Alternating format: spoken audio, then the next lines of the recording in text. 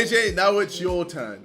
Fuck the twat up. No one else could do it, so you must. I imagine that's for Jake Paul. All right, well, Jake Paul, he did well against an opponent that wasn't very good.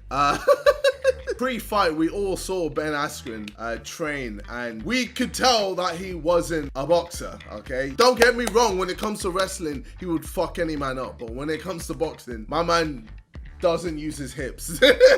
His form is terrible. And yeah, when it came to fighting Jake, he just didn't do much.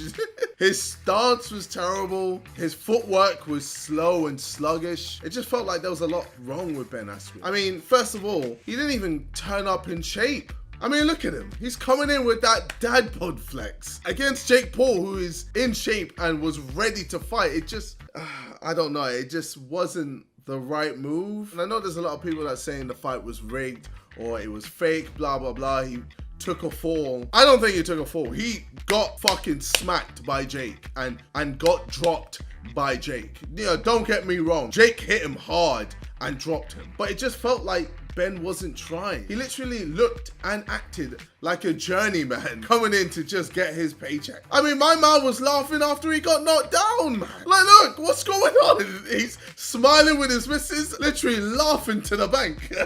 But yeah, well played, Jake. You won again. Scammed everyone thinking that this was going to be a close matchup.